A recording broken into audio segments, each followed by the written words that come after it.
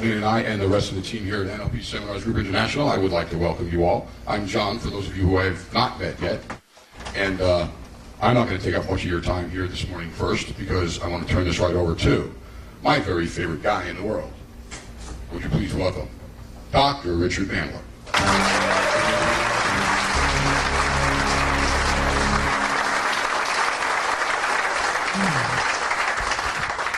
Well, thanks a lot, John. Good morning. We'd like to welcome you to Orlando if you're not from Orlando already. We've been doing this now for 5 years here, and it's a good place to do seminars. Next 3 days, I want to give you a little preview of coming attractions. Somebody asked me in the lobby last night, they said, what exactly is this course about? And I pointed out to them that they had already signed up for the course. So at this point, it really didn't make a difference. And if they knew what the course was about, they probably wouldn't need to come. That, to me, I've, for almost 30 years now, been studying the art of persuasion and changing beliefs and changing thought patterns.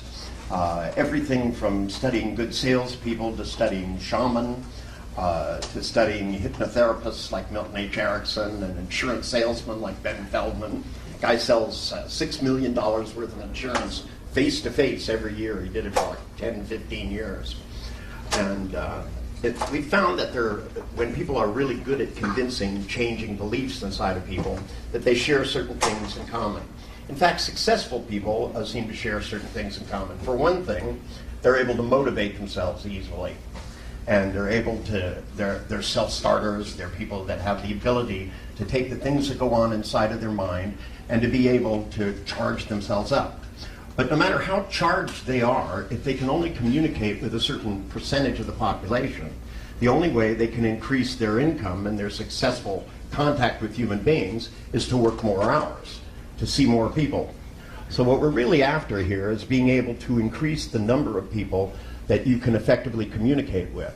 Because I know that you people come from lots of different professions, that there are people here that are salesmen and people that are managers and people that run businesses, and I'm sure there's some psychotherapists hidden out here. They sneak in every seminar I do. I could do one on how tires work, and I'm sure there'd be therapists in it.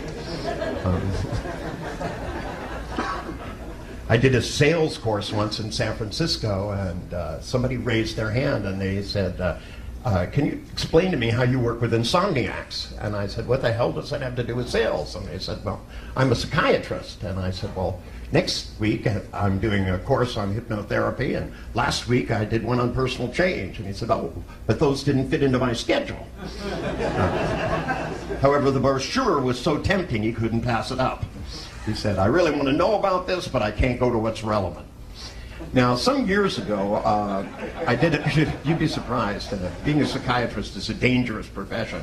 You listen to too many crazy people. Take it from me, I know. Somebody once asked me in an audience, they said to me, when you go into a mental hospital and you've worked with these really severely crazy people, you know, what do psychiatrists think about it? And I said, well, those are the psychiatrists, as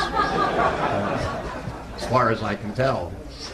See, it was amazing to me when I started out that there were two things that really stood out in my mind.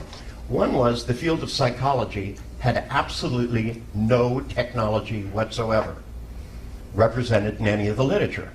That there wasn't anything that somebody could go into a therapist and be predictably walking out without. If they lacked confidence, there was no guarantee they would get confidence. Even the therapists who were successful people had no idea how they were doing it and had rules against knowing what they were doing. Now, you could get a degree, a PhD in psychology, but yet you couldn't get a degree in sales. The largest profession on the face of the earth, and there were more people that knew exactly what they were doing. I mean, some of them, like the first sales training course that I took was through an encyclopedia company. I was in college, and they gave us a thing and told us to memorize it and to go knock on the door and just do things. The first thing they said was to say our name clearly, introduce ourselves, have a firm handshake, and to comment on the blue marlin on the wall. Now, at the time, I didn't realize that that was an idiom that meant comment on something that you share in common. But being a pretty good hypnotist, I managed to get almost everybody to see a blue marlin. Probably people sitting around now still talking about the blue marlin that came with the encyclopedias they bought. Now, over the years, I've done lots and lots of strange things. Tried to take the techniques that came from one field and apply them to another. I literally took the equations that used to build bridges and found a way to help people so that they could get rid of compulsions.